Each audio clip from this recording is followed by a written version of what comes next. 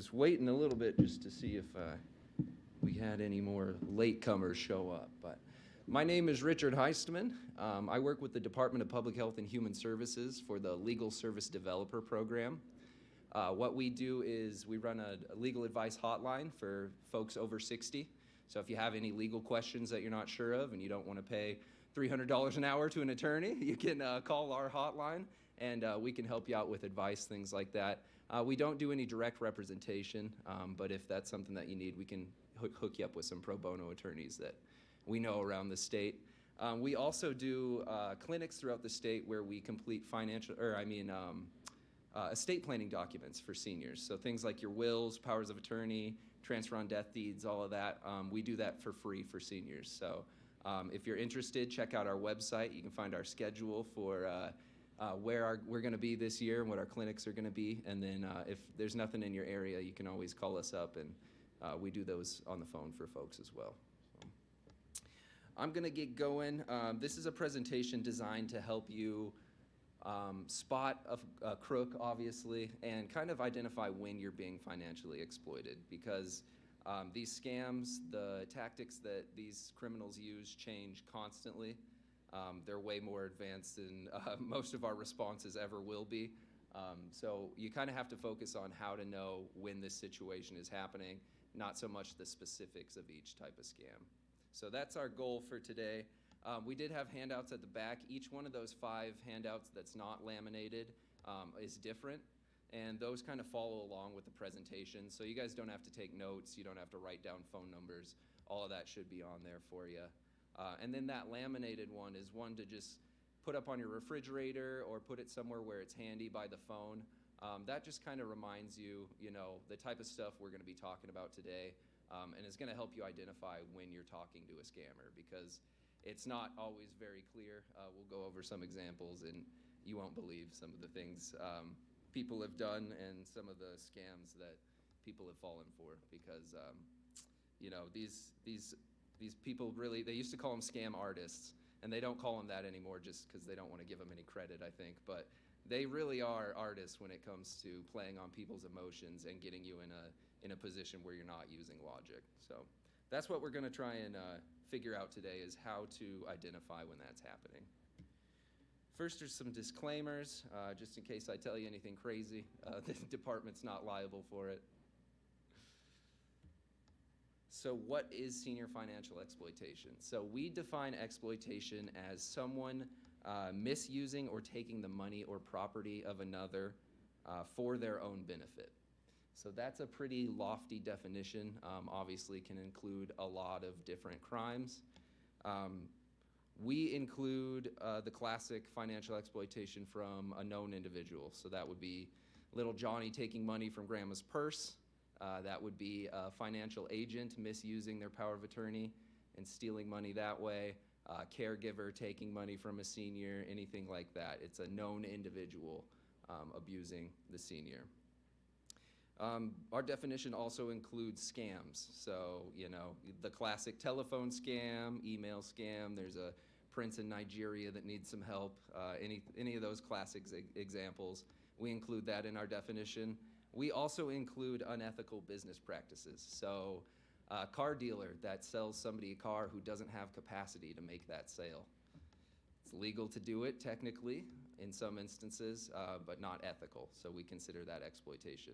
A really popular clearinghouse that promises that you're going to win a lottery if you buy magazine prescriptions or subscriptions, excuse me. We consider that financial exploitation as well. So not all of these tactics are illegal. Some of them are broadcast on television and during the day, and you can call them up and talk to a real legitimate organization. But the tactics that they're using, we still consider exploitation. Is it a serious problem? That first stat should show you it is. $36 billion is stolen from seniors in the United States every year. That's bigger than the GDP of a lot of countries in the world. It's a huge amount of money. $7 billion of that is estimated to have been lost just to known individuals. So it's a huge portion of that number that's happening from friends, family, caregivers, things like that. The average loss for seniors was $34,200. That's from the Consumer Financial Protection Bureau. And that number goes up when you look at exploitation from known individuals. So this is the average across that entire definition I gave you.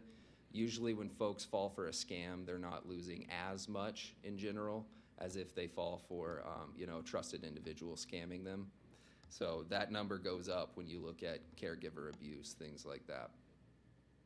3.5 million seniors are victimized each year, and that number has gone up 500,000 since I started giving this presentation about a year ago.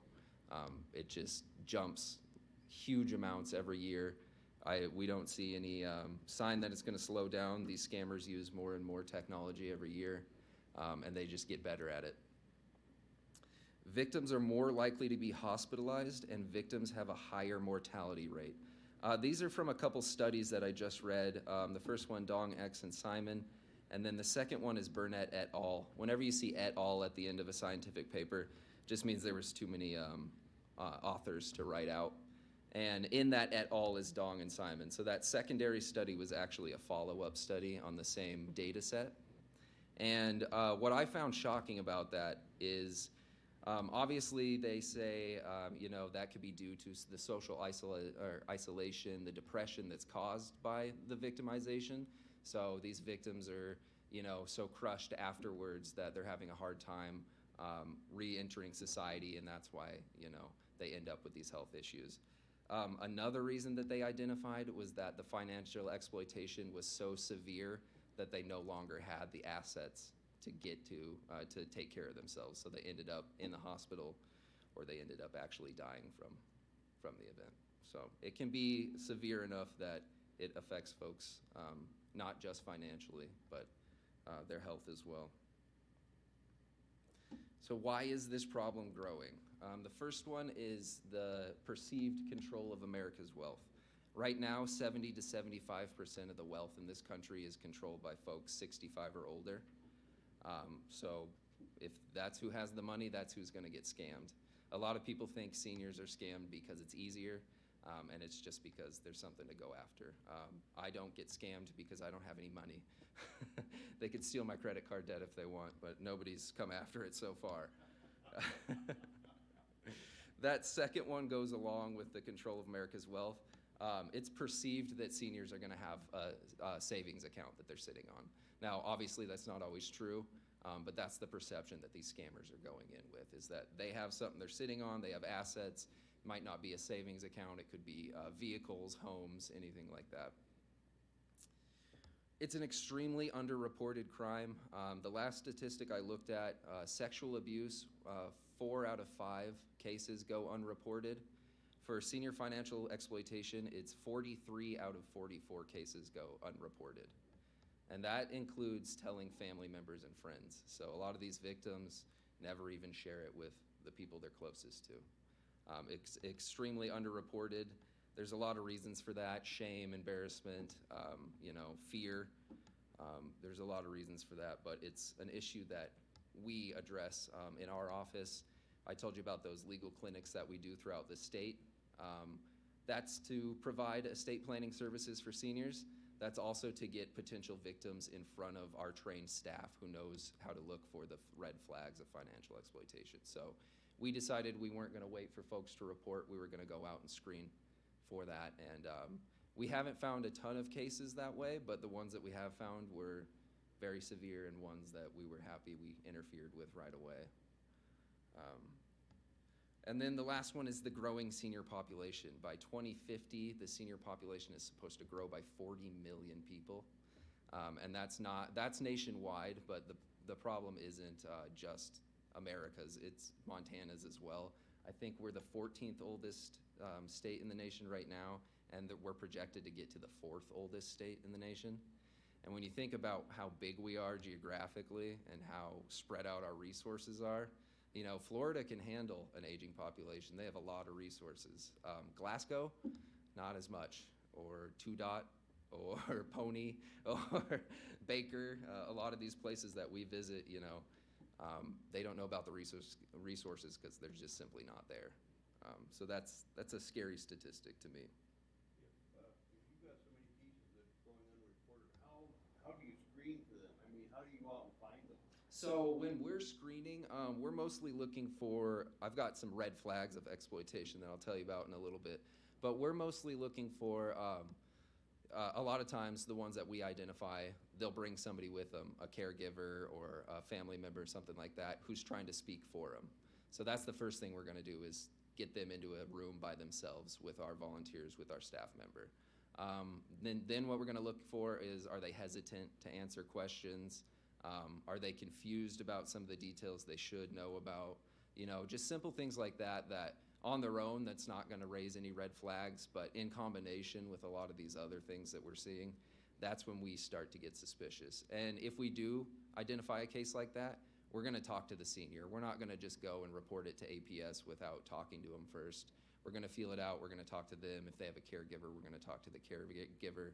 And then hopefully we're going to talk to local agents in that town. So we visited a town in northeast Montana a couple years ago and identified a case where the caregiver was speaking for the person, not letting them answer any questions. They were disinheriting their children, which is a huge red flag for us, what we do. Not illegal to disinherit anybody by any means, but if you're going to do so, we need to establish a really reasoned, thought out, explanation for that. And if that's lacking, that's a huge red flag for us. So a few of these red flags were present. We were able to get the local APS agent to actually come down to the clinic. He recognized the couple, and we made a formal report to APS, and they started an investigation based on that. And we don't ever get to find out the results of APS's investigation, but I do know that it started an investigation based off of what we found at one of our clinics, so that felt pretty good. So who are the potential victims? I'm going to read you just a few, generalizations about who's going to be victimized. It's important to realize that anybody can be victimized. I've got my credit card stolen before. My wife has fallen for one of those tech scams. So it can be anybody. It's not just seniors. But that's the population that I work with, so that's obviously who we're focusing on today. Availability is the first factor. Folks that are retired are home more. They answer the phone. They're available to be online more. And anytime you're interacting with the outside world more, you're opening yourself up to the risk of exploitation. Estate, we talked about this one already, but it's presumed that seniors will have a house. They'll have, savings accounts, assets to go after for the scammer. Memory problems, whether true or not, it's often perceived that seniors have memory problems. If they do have memory problems, it's going to be very hard to identify when something strange is happening with their finances. So if you don't remember if that $15 comes out every month or not, it's going to be hard to flag that as financial exploitation. Physical fragility. A lot of seniors are going to need more help with services inside the home. Anytime you're inviting contractors, service providers, things like that into the home, you're opening up yourself to exploitation. Isolation is a huge one that we see in Montana way too often. If nobody's in these seniors' lives, oftentimes they're going to turn to somebody that they know they can talk to consistently. We've worked cases where the senior knows they're being financially exploited. They've done the math. They said, I can afford to give this person this much money every time they call, and that keeps me talking to somebody, another human being. So number one thing I tell folks is, if you want to protect the seniors in your life, be in their lives. Just call them up, make sure you check with them, ask them what's going on. Even just, small talk, shooting the breeze is really important for folks sometimes. Online presence is a big one. That's pretty new. The more folks are using social media, using these like Facebook Classified, any of those sites, those are ripe with scammers, Craigslist, anything like that. The more you're using these online tools, the more opportunity there is to be exploited. That's not to say that you shouldn't use online tools, but you just need to be more careful when you're doing so. Poor record keeping kind of goes along with the memory problems. If you're not writing things down, obviously transactions, money that's going in and out of your account, but also did you sign up to win the free rifle at your local gas station, write that down. I do that every gas station I'm in. If somebody calls me and says, hey, you want a rifle, I just need your personal information, I don't remember whether I entered that or not, and they're a lot more likely to get that out of me if I don't have a record of it. I also tell people, if you're going to enter competitions, things like that, write down what the prize was supposed to be. A lot of times, these big organizations will do a sweepstakes, a legitimate sweepstakes, and then they'll get hacked. The hackers will get the list of the people that signed up for that sweepstakes, and they'll call them up and say, hey, you won. I just need you to pay these taxes real quick. Or you won, we just need you to handle this processing fee, and then we'll send out the prize. So really important to not only keep track of what you entered, but what you were supposed to win if you did win it. Education is a big one. I like to ask the audience, do you think a higher education level or a lower education level is more dangerous when it comes to exploitation? Hard to say, isn't it? Either one's. Absolutely, yeah. So traditionally, it was assumed that those with a lower education level are going to be scammed more often. New research does show that those who are scammed and do have a lower education level usually lose more. That's not to say that they're scammed at a higher rate. It's actually the exact opposite. Those with a higher education level are scammed at a higher rate because they're confident in their decision making. They've been making these decisions their whole life. They don't ask people about the decision before they make it. They just go ahead and do it. I don't generally ask people before I pay my credit card bill. I'm not used to doing that. I'm confident in doing that, and so that confidence can sometimes carry over past when capacity allows for it. And then last is personality. All the seniors I run into are pretty nice. You guys use manners. You're very kind, which means you're hesitant to shut the door on a door-to-door salesperson or hang up on a telemarketer, and that's a big factor for folks. I used to go door-to-door when I lived on the East Coast for a couple years, and I went door-to-door trying to get money for an environmental agency. And I will tell you, 80% of the folks whose doors I knocked on didn't even come to the door. They'd tell me to go away on their Ring doorbell camera, 5% of the remainder shut the door in my face. Only 1 or 2% I ever actually had a conversation with. That's the reality of those jobs. I didn't take that personally. If I did, I wouldn't have made it past the second house. So that's just the reality of that job. Those people are used to it if they're legitimate salespeople, and if they're not legitimate salespeople, they deserve to have the door closed in their face or hung up or be hung up on. So be nice. Keep using your manners, but just know that you don't have to be nice to people that are trying to scam you. The signs of financial exploitation. So we talked about this a little bit when you asked, what are we looking for when we're screening folks? These are a few of the major signs, and some of these require a little bit more intimate knowledge of the victim. Some of these will be more things that friends and family can keep an eye on, not us necessarily. Depression and anxiety. This is a big one for all forms of victimization. Regardless of what the crime was, the victim's going to experience some sort of depression and anxiety because of it. They could also just have depression or anxiety. So none of these by themselves should be enough to get you to write a report or anything like that. But taken together, if you start to see more and more of these signs, that's when you should start to become concerned. New opportunities or winnings. If somebody's telling you about, the lottery they just won or the inheritance that just fell from the sky, anything like that, obviously that's a red flag. But also if somebody tells you about a new job that they got where they work from home and make $85,000 a year and their benefits are great and all of this, that's a huge red flag. There's a new form of scam called money mule scams where they're trying to get folks to launder money for them digitally.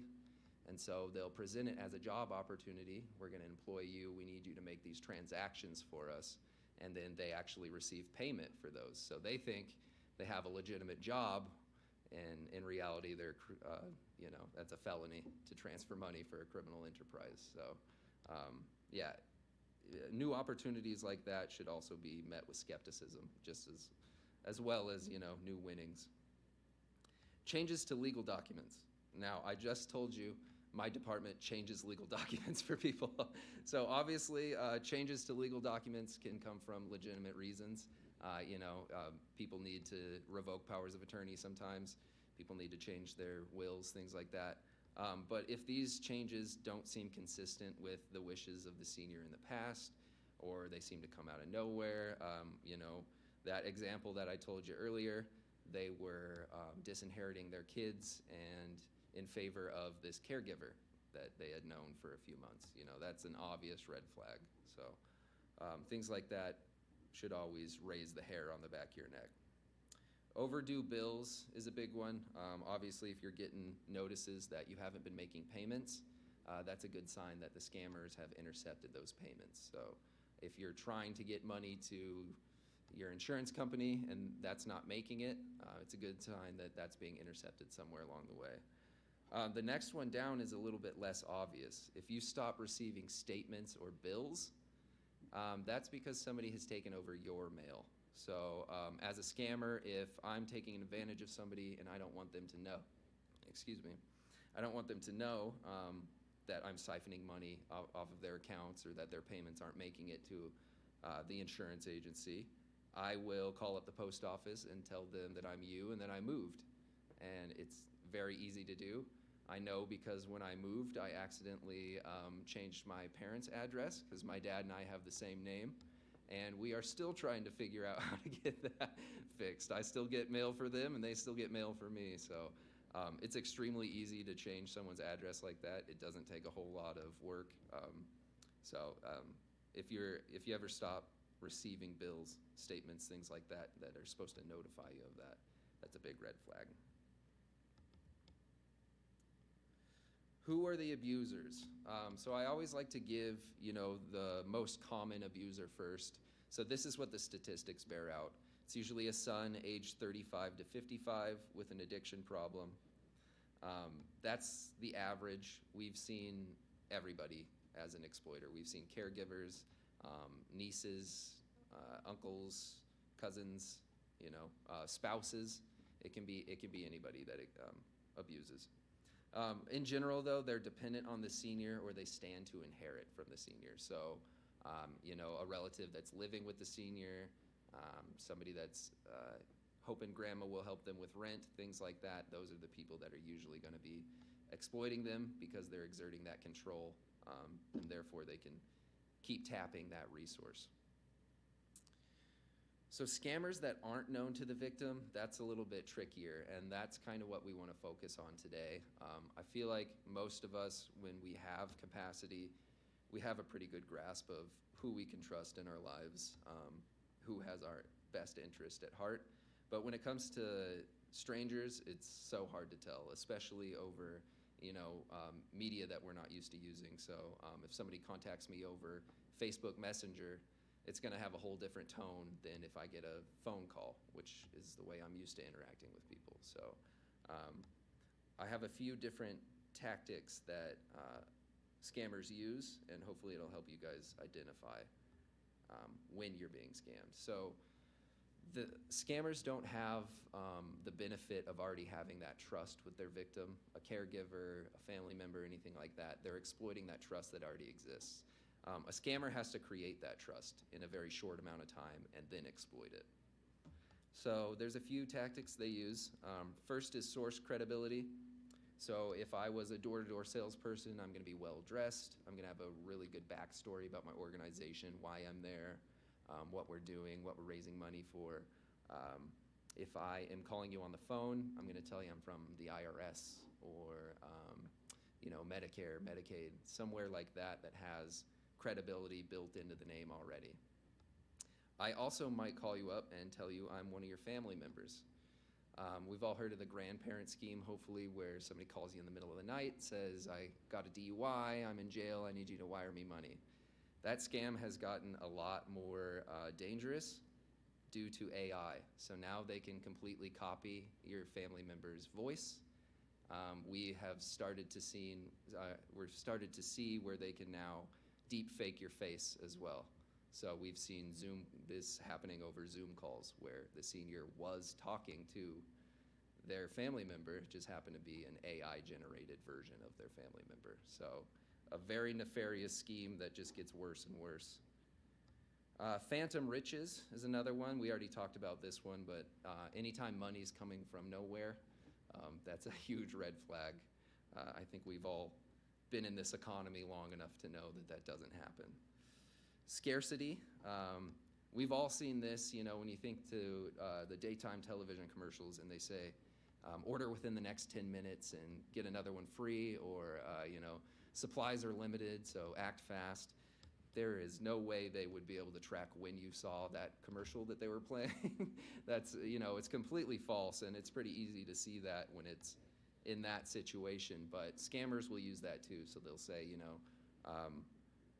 I've sold all of my supply, I've got one left, and I've got a guy on the line that wants it, so you need to act fast if you want this. Or, I'm just helping out people in your area for a couple days, I'm leaving tomorrow. If you want to take part in this offer, you got to do it now. They're trying to make you believe that this is an opportunity you don't want to miss out on, basically. Reciprocity is that classic, I'm helping you, you help me. The example I like to use here is the lottery scheme. You've just won a huge lottery. All you have to do is pay the taxes. You pay us the taxes, we give you this giant favor that we're doing for you. Or, the shipping and handling fees is similar. We've seen scams where it's a form of those money mule scams where it's, I'm going to give you this giant sum of money. You keep $2,000 of it and send the rest of it to this bank account. Well, you've just committed a felony, and these tactics, they come up with them every day. So the ones I'm telling you today will be outdated by 2 weeks from now. And then the last one is social consensus. That's just playing off that fear of missing out, the FOMO. I would tell you, all of your neighbors ordered this from me. You might as well do it too. Or, I've talked to 20 people today, and 18 of them have taken me up on this order. Just giving you that confidence that this is a legitimate operation and that more people are doing it, not just you. All of these tactics are designed to make you react emotionally. They don't want you using logic. They don't want you thinking about the things they're telling you. They want you either mad, they want you fearful, or they want you excited. Because in those states, you're not using your mental faculties as well. So how do I protect my loved ones?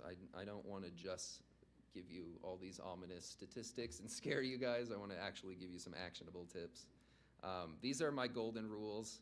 Number one, if it sounds too good to be true, it is. There is no probably or maybe. It is. There are no offers anymore in today's society that are all upsides.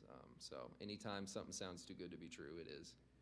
If you didn't enter, you can't win. We talked about this a little bit, but if you're not keeping track of the lotteries, the giveaways, the sweepstakes that you enter, it's hard to know whether you actually did win or not. So keeping track of that is really important. Check your finances often. If you're comfortable using online banking, that's the number one thing I suggest for folks. I can check my bank account within 30 seconds. I get a notification if my credit card's used. I get a notification if my debit card's used. It's just the fastest way to keep track of it. If you're not comfortable using online resources, that's totally fine. Just make sure you're actually reading those statements, going through them line by line, making sure everything looks okay. Don't assume family equals friend. This is a sad one for me, but family members are not always the people that have your best interest at heart. So a lot of times we ask people to, if they're drafting a power of attorney, they have to designate an agent. And a lot of times people just revert back to family members because they think that's what they're supposed to do, even though they might have a friend that has, a lot better grasp of their situation, knows them more, and has their best interests at heart. So we always tell people, choose who you trust the most, not who's blood related to you.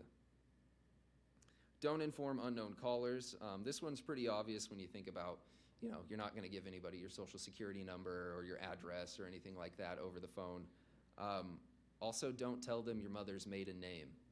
Don't tell them what street you grew up on. Don't tell them the first elementary school you went to. If they're asking questions like that, they're trying to get the answers to your security questions. So if you have an online account that you're locked out of, they ask you those security questions that you set up when you set up the account, and that's how you get back into your account. Well, if people can figure out that information about you, they can get into just about any online account that you have. Also, don't post that stuff online. If you get a new dog, just post the picture of the dog. They don't need to know its name.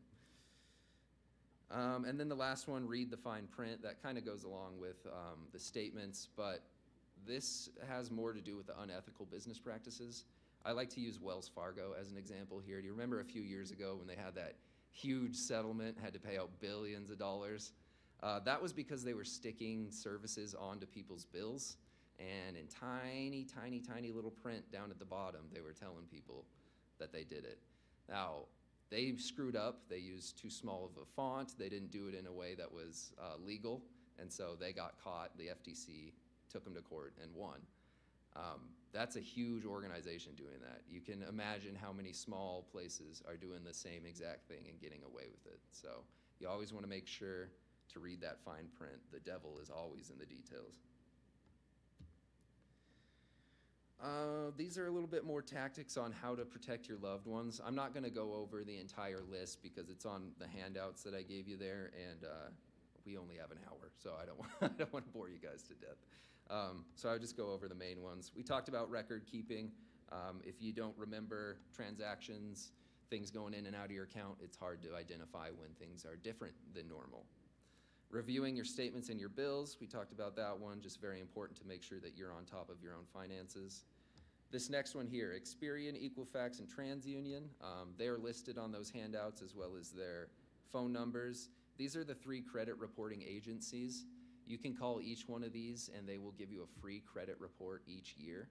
So what I do is every 3 or 4 months I call a different one so I can space them out over the year and just get a better idea of what's going on throughout the year.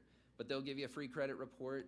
That will show you not only stuff like what's going in and out of your bank accounts, it'll tell you if somebody opened up a mortgage in your name, a line of credit, anything like that. So a lot of times with identity theft, they're not going to go after your cash or your assets like that because that's really easy to identify. They're going to open up a line of credit in your name, something like that you're only going to be able to see if you're getting your credit reports. A lot of times people ask me about Credit Karma. As far as I can tell, they're legitimate. They just are selling stuff on their website. So they're going to give you a more packaged version of it, and they're not going to give you the same details as Experian or Equifax or TransUnion. Same with freecreditreport.com. They just are a conglomerate of these 3 companies. So if you call them, they call the 3 companies, grab the reports, and then give them to you. Same thing, they're a commercial entity, so they advertise on their website.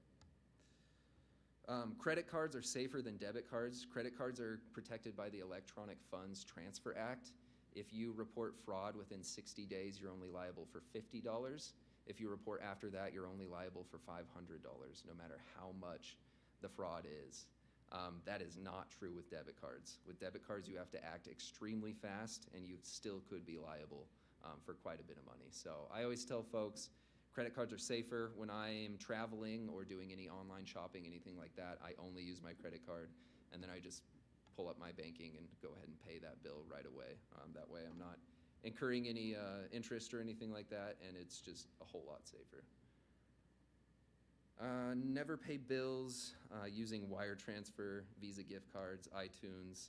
Hopefully we've all heard this by now. This one seems pretty obvious, but I had a Border Patrol agent recently send $16,000 in cash in a book through the mail because his son had, to him, his son had gotten in a car accident after he had been drinking and killed someone and was in jail waiting for his help. The person that contacted him pretended to be the lawyer, convinced him that if he went down to the local jailhouse, he would be interfering, it would look bad for his son. So instead, he went and got the cash that was requested and put it in the mail.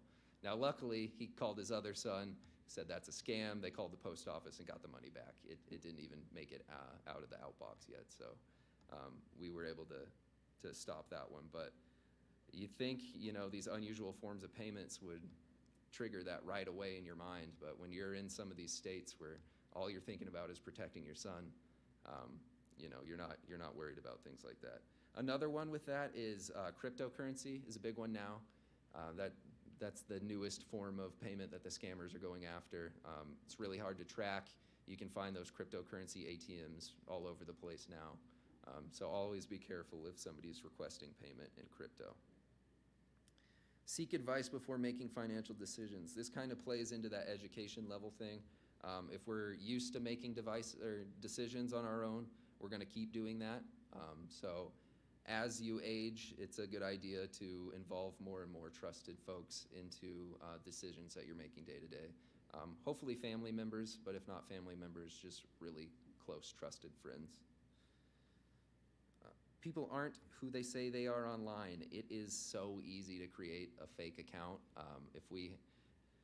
I probably could have built it into this presentation where we made a fake account on Facebook in 5 minutes. It's so easy. You can go online and grab all the pictures you need, and it doesn't take, like I said, it takes about 5 minutes. So don't trust that people are who they say they are online, not just on social media sites, but websites as well.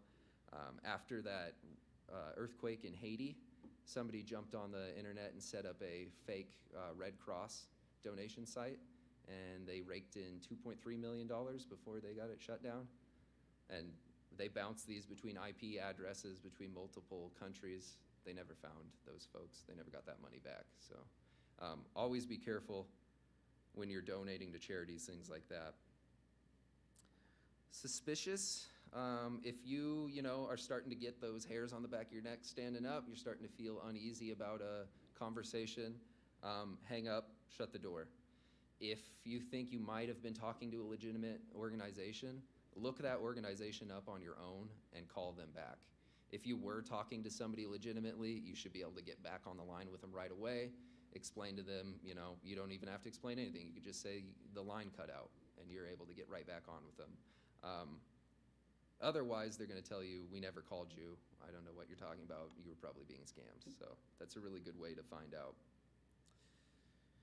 And then this is something I do personally, verify with Better Business Bureau. So if I ever hire a contractor, I check with the Office of Consumer Protection, which is an office here in Montana that takes complaints from consumers. But I also check Better Business Bureau. So they take complaints from consumers nationwide.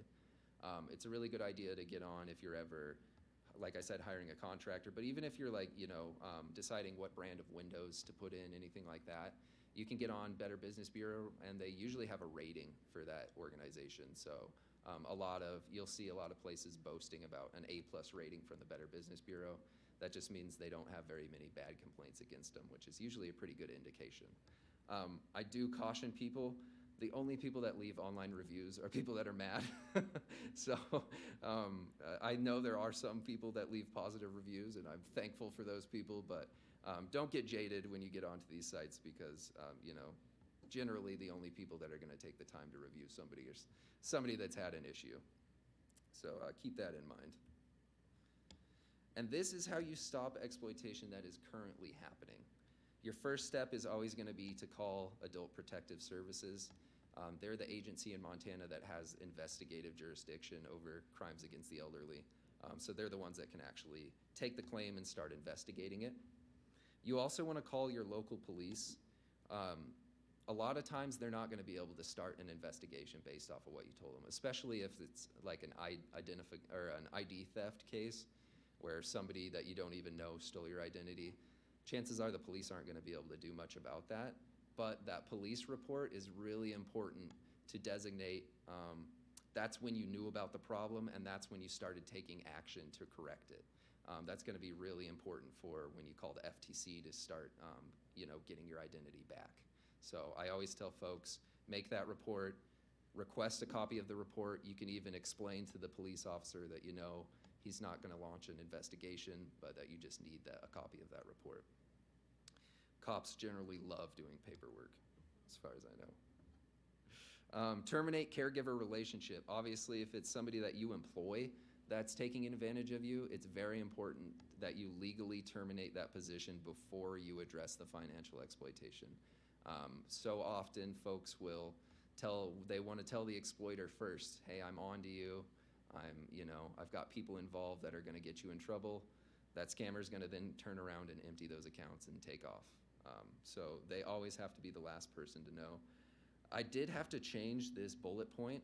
It used to say terminate caregiver, and my boss pointed out that it looked like I was encouraging people to murder their caregivers. So I'm not saying to do that. I should just change it to fire. But then I couldn't tell that joke, so.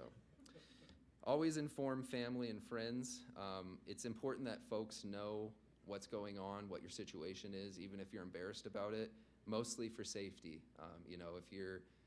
If you know you're being victimized and you're taking steps to stop that victimization, the criminal's not going to be happy. They could come after you physically. They could come after more of your finances, anything like that. So it's just important that other people know the situation and can support you through that process. We already talked about hanging up and shutting the door. If you're getting that bad feeling, just end the conversation. Closing pop-ups. This is a big one for like those tech scams on your computer where you'll get that pop-up that says we've found so many viruses. Click here and we'll clean them up for you. Or you visited an illegal website. Click here or we're going to issue a warrant for your arrest. We've seen those ones before. It's important to close those out right away. If you close that and they still keep popping up or other things keep popping up, close your browser. So Google Chrome or Internet Explorer, whatever you're using, close that. If that doesn't work, shut off your computer. And then when you turn it off or turn it back on, and if you're still getting pop-ups, then it's time to head to Geek Squad or somewhere where they know what they're doing, because that's beyond what I can help you with. But generally, as long as you cut that connection and you haven't clicked any links, anything like that, that's enough to protect you. So don't panic if you get one of those pop-ups. As long as you don't interact with it, you're generally pretty safe. Freeze accounts and credit. Remember, this is if you're being exploited. It's a good idea to freeze your accounts, and that's with the credit reporting agencies that I showed you before. You can call them and ask them to freeze your credit, and that will prevent anyone from opening up any lines of credit. So they can't take out a loan, they can't apply for a mortgage, anything like that under your name.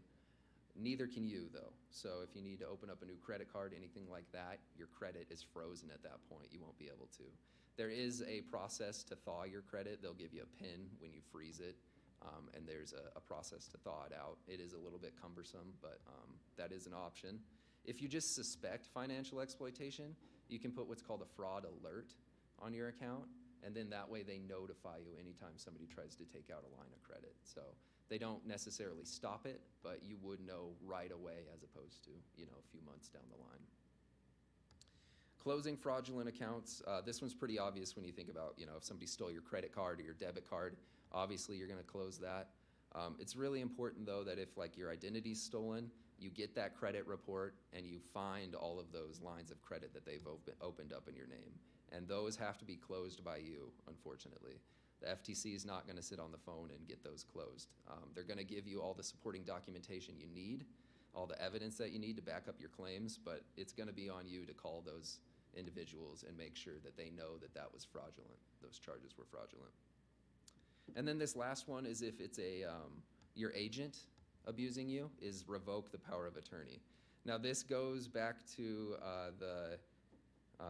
make sure the exploiter is the last one to know. We've had situations where somebody has revoked their power of attorney, and then they call up the bad agent and they say, hey, guess what? We just revoked your power of attorney. You no longer have any power over me legally, which they're correct. Now, the local bank doesn't know about this revocation yet, so the exploiter goes down to the bank, they clean out their accounts, and they skip town. So if you ever have to revoke a power of attorney, the agent is the last person to know. You should take a copy of that revocation to anybody that has a copy of the original document. So if your bank has a copy of that power of attorney, you need to take them a copy of the revocation before the agent ever knows about it. A revocation? Oh, well, you can call my office. We do those for folks. We can do them over the phone in 10 minutes for you. It's a super simple document. Any power of attorney in Montana can be revoked, and you can revoke specific parts of it. So if I gave somebody a power of attorney with blanket privileges over my finances, and I don't like the way that they're managing my stocks and bonds, I want to invest more in tech, they're more on healthcare side of things. So I could go down and revoke just their ability to control stocks and bonds, and so they still retain everything else. That's another thing to know about powers of attorney is they're very customizable. So you don't have to give somebody access to your entire finances. I can say, if I have a surgery and have to go in and know I'm going to be on painkillers for a week, I can give somebody temporary control over my finances for a specific amount of time. If I want somebody to have control over my finances, but I want a secondary signature on the decisions they make, you can do that. You can put in, you want them to do annual accounting with APS. They have to do that if it's in the power of attorney. So it's really important that you know that you can customize these powers of attorney. It's also important that if you're taking them to a bank or your hospital, anything like that, that they read it and that they read it in front of you. You want to make sure that they actually are honoring what that power of attorney says. A lot of people just assume a power of attorney is a guardianship, that it gives you blanket authority to do whatever you want, and it is not. It is a very specific document, so that's important to know. And then this one's near and dear to my heart. How do I report exploitation? So I spent a lot of my time with the department trying to figure this out. How do we enhance reporting? The number one thing is obviously Adult Protective Services. That's who you should go to first and foremost. Next is police. The Department of Health and Human Services, that's who I work for. We're going to be able to get you to anybody that you need to talk to at that point. So if you don't know the number for APS, we can get you to APS. If you need to talk to Office of Consumer Protection, we can get you there. If you just need some information about exploitation and stuff like that, we can handle that in-house for you. This last one is the ombudsman. That is for folks that are in assisted living facilities. It's important to know that ombudsmen are advocates for the senior. So if you tell your ombudsman, if you're in an assisted living facility and you're being exploited, and you told your ombudsman that, they can go and report that for you if you give them permission. If you tell them that and then say, I don't want you to say anything about it, their hands are tied just like an attorney. So it's important to remember that ombudsmen are advocates for the senior. They're not mandatory reporters, and they actually legally cannot report without the permission of the senior. Now, if the abuser is a stranger, you can always still report to Adult Protective Services. Similar with police, they're not gonna, start an investigation based off of like a phone scam or anything like that, but they do collect those reports and then they look at them geographically. So a lot of times these scams will happen in certain areas in Montana and they'll move throughout the state. And if we get enough reports and can start, recognizing that trend, they might actually be able to intercept that. Whether or not they're intercepting the criminals or they're just getting that information out to that community before those criminals ever get there. It's really important to start building those trends. That's true with all these organizations that I'm going to tell you about. So a lot of them are just clearinghouses that are taking reports, but those are the ones that are compiling that data and actually giving those trends to the people that do something about it. So FBI, FTC, those types of folks. Federal Trade Commission is really important if your identity is ever stolen. They're going to issue you an identity theft passport, I believe is what they call it. And it's basically takes you through all the steps that you need to do to start recovering your identity. So they're very important. That should be one of your first calls if you ever suspect your identity theft or your identity's been stolen. Consumer Financial Protection Bureau, I've cited a couple of their statistics during this presentation. They are a really great organization. They take reports of exploitation and things like that. They also produce a lot of trainings, a lot of resources, all of which are completely free. They produce like a series of placemats that have information about scams and things like that, and those go out with our congregate meals. So if seniors go down to their senior center, a lot of times they'll get a CFPB placemat in there that they can use as an actual placemat. It's got, some crossword puzzles and stuff on it, but it also has pertinent information about scams that they're currently seeing. So that's a really good resource to check in on. National Fraud Information Center, they're more of a clearinghouse. They're going to take reports of crime. They also, they will investigate certain issues. It's usually really big cases that garner a lot of national attention that they go after. But they're usually a good place to report to. And if they're not your end reporting destination, they're going to help you get to the people that will help you. Senate Special Committee on Aging, that's a local one that you can call. Again, they're going to take cases that are winnable and that garner public attention, but they are going to take reports of all types of exploitation, and there are plenty of other resources in Montana that they can direct you to if they're not able to help. National Center for Victims of Crime, this is only a clearinghouse, so they're not going to investigate, but again, these are one of these organizations that's going to help build that trend. Also, I don't know about you, but I kind of feel powerless if I get one of those scam calls and I have no way to report it or anything like that. So these organizations will listen to you. They'll take those reports. You can report anonymously if you want. And it just kind of gives you a little bit more power as a victim. Office of Consumer Protection, I talked about this one already. They're a really good resource, you know, if you're ever hiring a contractor or anything like that. They keep records of who's licensed in the state, if anybody has any complaints against them, anything like that. They're a really good asset. And then this last one, the SAFE program, and you'll notice it has the phone number on there. This is pretty new, and I haven't had a chance to update our slides yet and our handouts. So this phone number isn't on the handout. If you guys want to write it down, I encourage you to do so. This is a program that's run by Wayne State University out of Detroit, their gerontology section. And the woman that runs it, her name is Latoya Hall. And if you are a victim of exploitation and you call this number, she will sit down and actually go through the steps of recovery with you. So if your identity is stolen and the FTC gives you a big packet of steps to do, she will get on the phone with you and make those phone calls with you.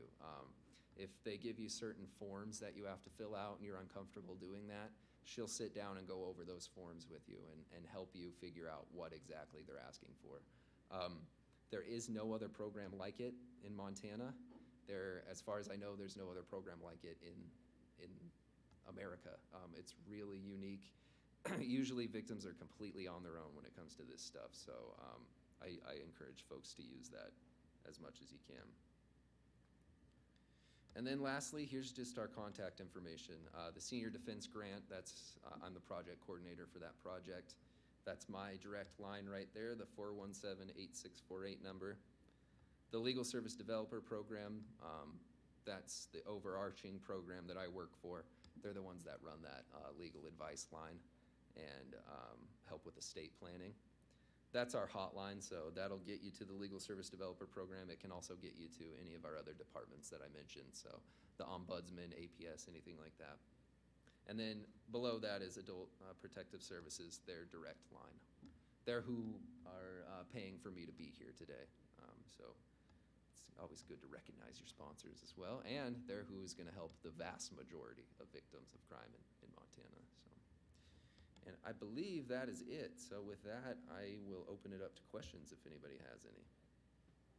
Earlier on, you talked about the grandparent scam, Mm-hmm. where they call you and they've got the grandchild and they need money. And with the proliferation of AI that's come about now, which is really a concern, Mm-hmm. how can you talk to family members? Do you set up some kind of like a code word or something that only the grandchild or the child or the family members know, that you know it's them? Mm-hmm. Well, Versus a scam. that's a great idea. Honestly, having a code word or something like that is a good idea.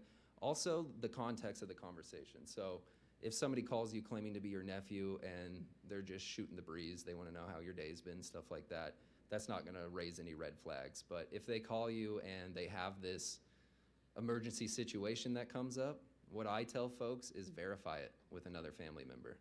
Obviously, they're going to tell you, I need you to keep it secret. I don't want you to tell anybody. Well, That's a red flag right there. yeah, that's a red flag already, but these charges aren't going to stay secret. If these people really are in trouble, it's going to get out eventually. So the number one thing I tell folks is to verify with other family members. So the case that I was talking about earlier with the retired Border Patrol agent and his son, they claim that his son was in jail. If he would have just picked up the phone and called his other son, he would have said, no, Terry's right down the road. He's at home. I can see his truck parked in the driveway, you know. So that's the number one thing I tell people is just verify, verify, verify. Don't ever take one person's word for it, which is unfortunate to say the least, but that we have to verify things like that. But yeah, anytime there's, you know, emergency situation, it feels like urgency is key. That should be your indication to slow down. Well, these days, everybody has their own phone. Can't you just call the person? You can call the person.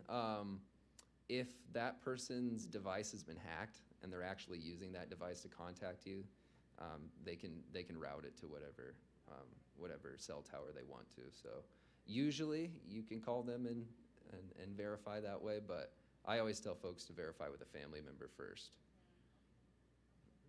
With the AI and picture duplication, I mean, there's written articles, Wall Street Journal articles, that people have been scammed thinking it really was a family member.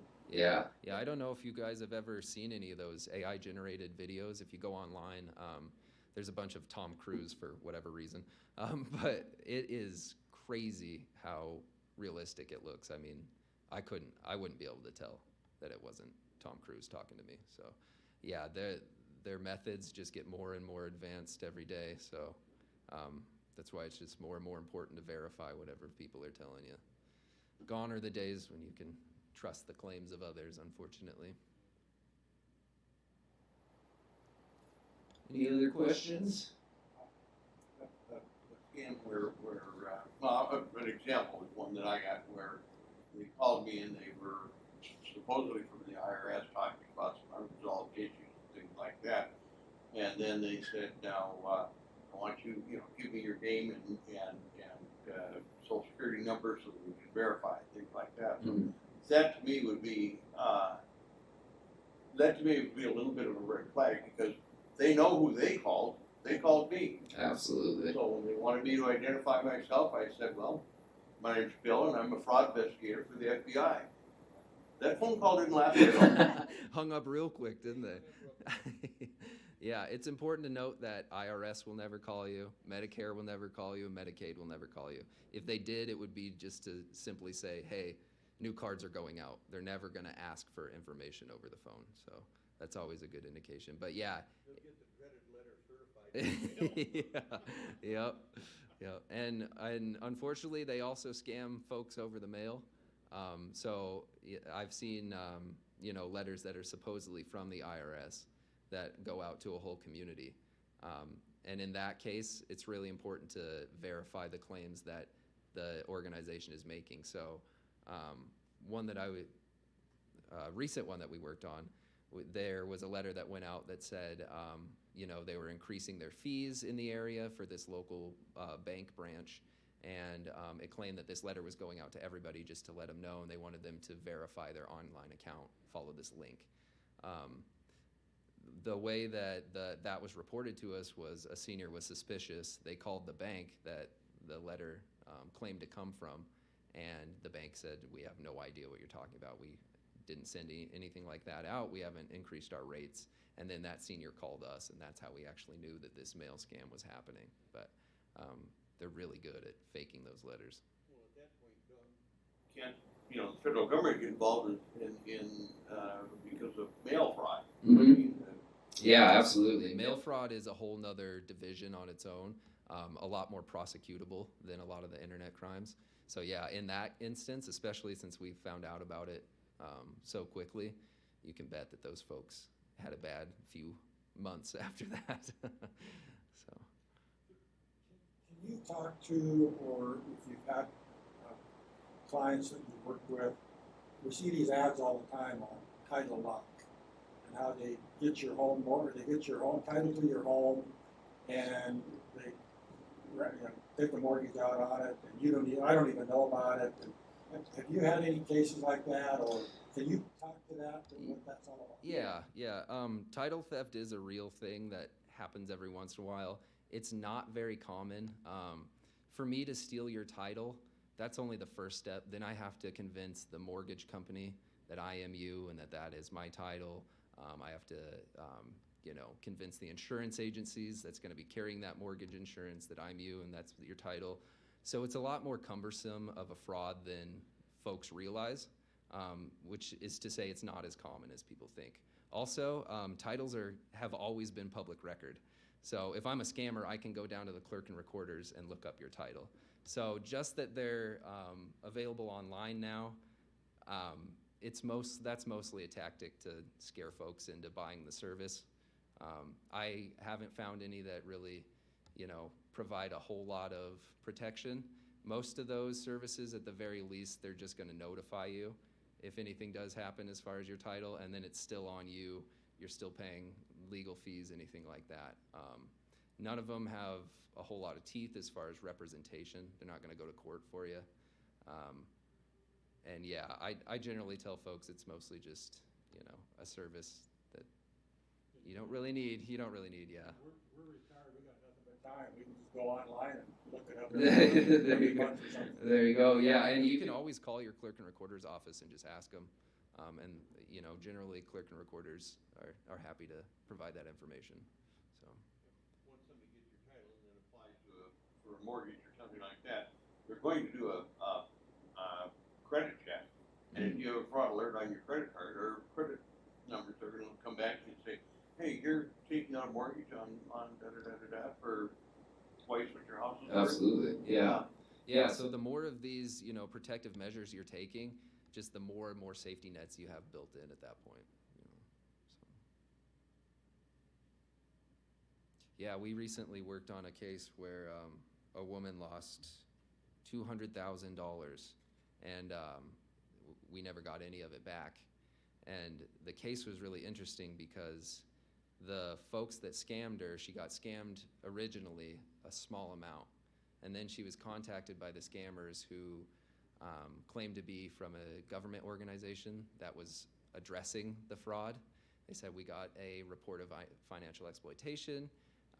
We're going to investigate. We're going to get you this money back. So the vast amount of money that they stole was actually during that process where she thought she was recovering her identity. They told her that they opened up a special bank account and to transfer her money into there so that it would be protected during this process. And then, of course, as soon as she did, they stopped communication and took off with it. So they're crafty. Do you ever find and meet any of these people face to face? No, and I don't think it would go well if I did. I would think that, baseball bat across the hand, keep their hands off other people's stuff. Yeah, no kidding. Yeah, that's West, Justice, I'm sorry, we're out west, that's what I just ought to work. I think that's why they keep me out of the investigative part of things, because I can't be trusted on that side. Well, they'd never hire me in the first place. Right. Yeah. So I guess my main takeaway is whenever you're starting to feel emotional when you're working with somebody, that's when you need to take a step back and really think through what's going on. So that would be my big takeaway. Please feel free to take as many copies of those handouts as you'd like. If you have anybody that you want to share them with, feel free. We printed a whole lot of them. So. And Thank you. yeah, absolutely. Thank you, folks, for coming. We really appreciate it.